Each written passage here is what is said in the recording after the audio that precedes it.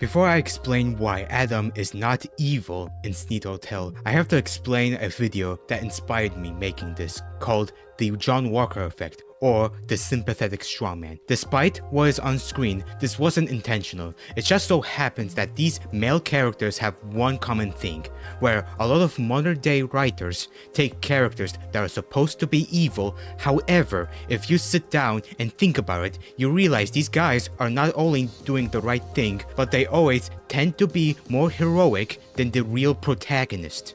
Either is Team RWBY with Ironwood refusing to trust him despite doing his best because he's mentally unwell, and the last headmaster betrayed them, which sounds like a good reason to be hesitant, but that statement was never referenced in the show. Being a dick towards the main cast like Adam with Charlie, and also leaving Faggy in hell after disobeying an order, more on that later. Or you simply don't like the person, like Falcon and Winter Soldier. In other words, poor writing. But why does it happen? In most storytelling, the idea is when it comes to writing, you want to make a hero look right, and all those that are against the hero are in the wrong. They want to make it so their hero is the perfect paragon. Basir, I let the Destiny Ascension die with 10,000 people on board, including the Council. I unleashed the Rachni on the galaxy. So for your sake, I hope your escape plan doesn't hinge on me hesitating to shoot a damn hostage. And to villainize the people, stand against them. To make you not think about their arguments, not realizing what the problem was caused. And in some regard, there's nothing wrong with that method. Sometimes a simple villain that hates the hero just cause it's good enough. However, what if the supposed antagonist is more proactive than the hero? What if the hero makes the situation even worse? What if the antagonist is doing the right thing?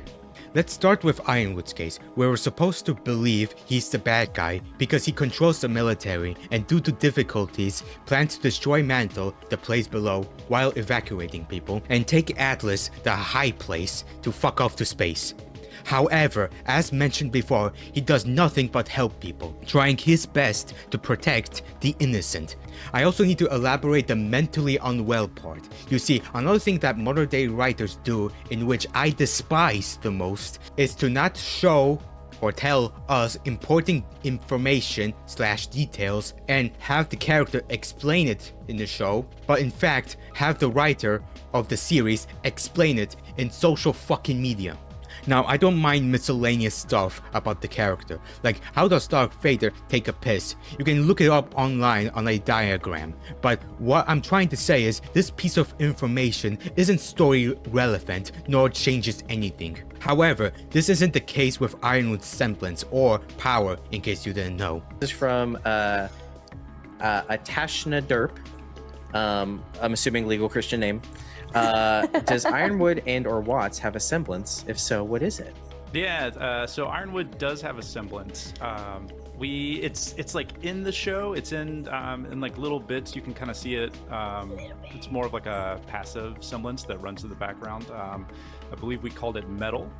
And so the whole thing is just this kind of like iron resolve / will that like kind of powers him to like almost like a very stubbornly narrow set focus like mindset on things, to kind of like push himself to do what he's decided he's going to do, and it kind of helps him like hyper focus, or like push through something like searing the flesh off your arm. If like this is the goal he needs to accomplish, everything else goes by the wayside.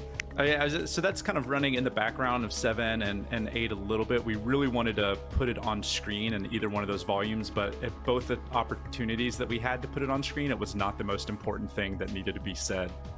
And so it felt a little weird, and then we just never really got it on the page, but you can actually see it happening. It's definitely something that we're like constantly thinking about when we're writing and storyboarding, animating. It was just, Now, I don't know about you, but that's just weaponized autism. Let's forget how lame the power is. This information changes how you view the series. From Volume 2 onwards, including the interaction with Team RWBY and Ironwood. Them not trusting him isn't because he's tired or paranoid, but because he's autistic. And at the end of the day, despite his flawed plan, Team RWBY ended up stealing his plan, only to frame him as the bad guy. They might even be able to help organize a way to fight back. But sadly, General Ironwood can no longer be trusted. I don't know about you, but that's something a villain would do. I'm talking far from home shit. Don't you think so? By the way, keep this social media in mind with Pop, because she does it a lot, including explaining how Satan might be a liar. They also try to make him the bad guy, but every attempt to do so fails and ends up making him a lot cooler. Specifically, him shooting Joe Biden and him shooting a child. Who cares? Look, I kinda realized this should have been a separate video, but all you need to know is withholding crucial information because he's unstable will make the person unstable. So in other words, the main cast are actually the bad guys. It made the situation even worse. And oh fuck me, I forgot about the terrorist. No. I'm moving the fuck on. I decline to explain this shit to you. Now with John Walker, I'm going to suggest you to watch Lamar's video. He does a better and more in-detail explanation on John Walker. But to summarize it, just like Ironwood, we're supposed to believe he's the bad guy because this time he works with the US government. Oh no! Government! Bad! Not realizing Steve Jobs also worked for the government. Are we gonna forget that part? The difference is, which I would argue is worse, they try to make John Walker more evil than a domestic terrorist. Carly Morgenthau, you're under arrest. So this is what that was? No, Carly, tricking wait. me until your backup arrived. No, I think we had enough time to talk. You were not Why don't you civil. come- The fact that it happened twice, it's both funny yet sad at the same time. Also, they try to villainize John Walker by killing one of the members with a shield. Forgetting that the same series where Falcon throws someone in the plane. One more thing. If you remember Endgame, Steve Rogers gave his own shield to Falcon, only for him to leave it in the museum. However, Falcon to be this shocked that the US government decided to use Steve Rogers' almost indestructible vibranium metal alloy shield and not leave it alone.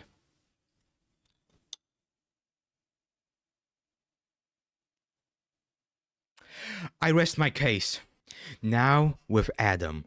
Adam Jensen. Adam Warlock. Adam Emancipator.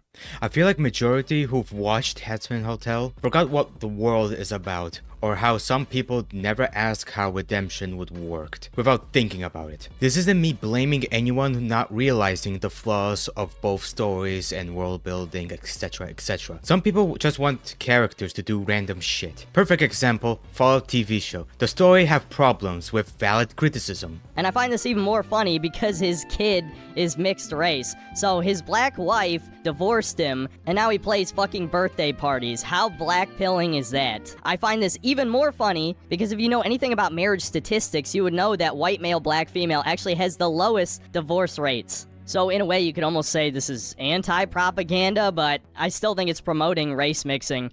Who the fuck starts a conversation like that? I just sat down. Okay, some of them. But the characters digging around is the best part of the show, which proves that having likable and or entertaining characters are more important than anything else. That being said, this doesn't mean we should just accept mediocrity. There's a reason why essay, analysis, quick 365 hours retrospective videos exist. Give people enough time and they'll notice some flaws, inconsistencies, or hell, maybe the characters they used to like, now they don't. Yeah, some people hate watch series, and it's debatable if that's the reason they get a season 2. However, I'm a former believer that most people like you and I don't hate watch just because. We just want shows to be better, or be more consistent, in a good way, please. Apologies for going off topic, back to Adam. So Hell has a overpopulation problem, specifically the Pride Ring. So to solve this, every New Year's Eve, Adam and his harem kills random sinners permanently with angelic weapons. They have no regrets, just a yearly job they have to do. He mentions it in his song specifically, Hell's Forever, whether you like it or not, had their chance to behave better, now they boil in the pot, cause the rules are black and white. Remember that phrase for later. Charlie, however, disagrees, believing that everyone deserves a second chance to join heaven, and would solve the overpopulation issue. One problem, Well, actually, multiple problems. How does one get redeemed? Well, neither does Charlie knows. Our protagonist, baby, let's go! By the way, it gets worse. Apparently, no one knows how one person gets to heaven. Or at least, for now. Because of how inept this freaking show is, I sadly have to speculate everything. It's only 8 episodes of sex jokes and have fuck all to do with the hotel and redemption aspects. Pardon my language. Even if Adam is being a dick to Charlie, let me ask you this.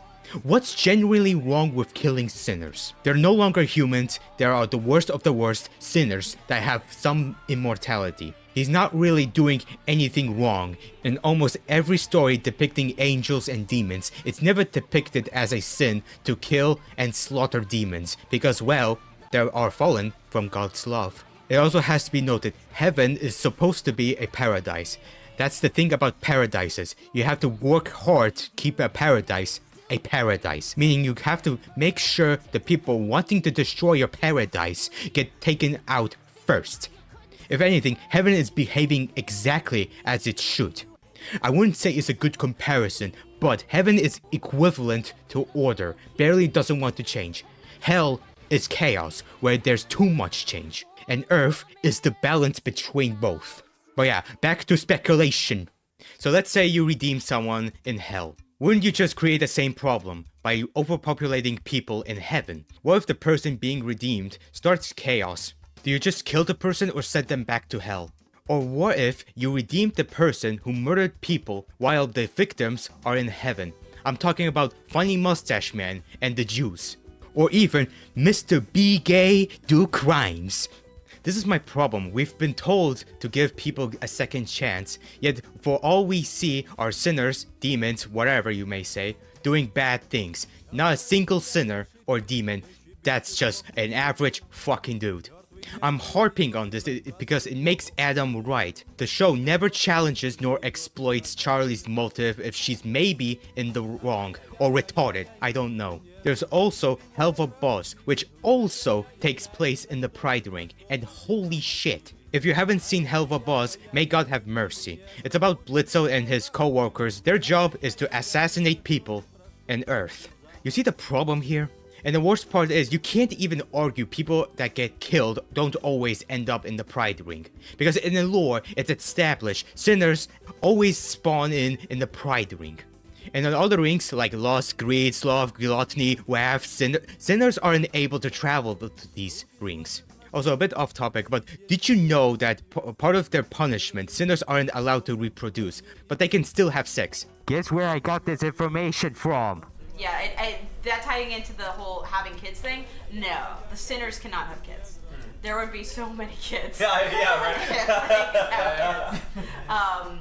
it's that's kind of an added part of the punishment, I guess, is that you can't really have that kind of family is no longer. And it also is just, it's kind of like there's no way you can't like as a sinner demon, you are there to be punished. You know, you're there to live out your existence that way. Did I mention Adam is supposed to be the bad guy? Yeah, I know. Yeah. Okay, so as I already mentioned, Adam is right. However, there's 2 things to cover. One of them is Vaggie. The show implies that what happened to her is tragic, and don't get me wrong, I like her. However, to say that she did the morally right thing to not kill a child, think again. It's a child in hell. And Sneed Hotel makes it consistent that cannibals have no eyes and pale skin. So either he killed his parents and ate them, or the whole family were cannibals.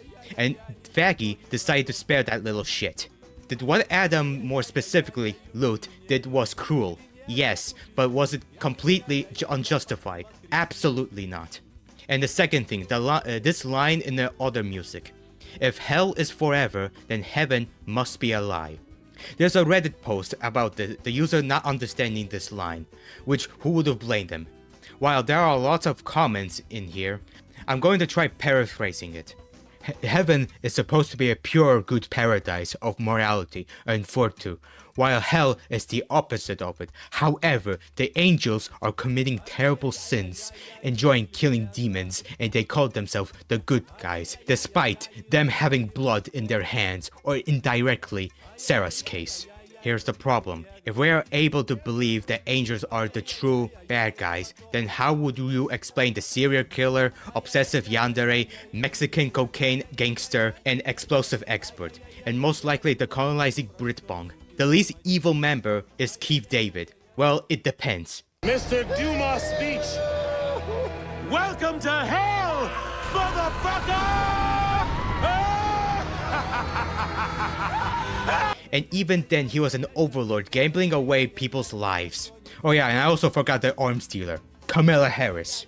Don't forget about the Cannibal Town, the rapist, the Alex Jones at home, and the Nick. And oh god, I didn't even mention the characters from Hell of a Boss. My goodness gracious, how would you redeem them? So I'm gonna have to ask, despite them enjoying killing demons, what really matters is, are the angels in the wrong? No, cause the rules are black and white. There's no morally gray character in hell. However, there's one more character I would like to mention.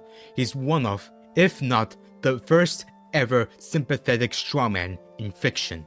Rorschach from Watchmen. Rorschach's Journal, October 12th, 1985. Rorschach is the perfect example where you can tell us, the audience, that he's all above the worst person ever existed. However, if he brings the results and comes out right, then why would it matter? For furthermore context, I'm gonna have to spoil the ending. You have 5 seconds to pause and watch the movie.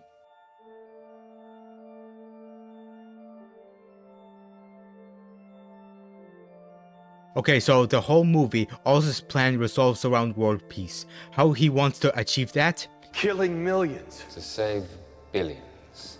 By using his technology to replicate Dr. Manhattan's power signature, he will then create nukes to blow up many capital cities worldwide and unite the whole world against Dr. Manhattan or aliens, if you read the comics, if he or they ever go rogue again.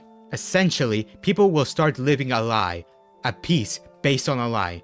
It also helps that most Watchmen characters, their reasoning of wanting to be a hero are very selfish, starting from sex, money, and also sex.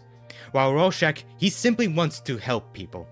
At the end of the day, it doesn't matter what someone mentions how he's supposed to be the right-wing incel. The sympathetic strawman, in essence, kinda boils down to this. It doesn't matter how repulsive the character is, or how cruel, rude, absurd, or what have you make the character.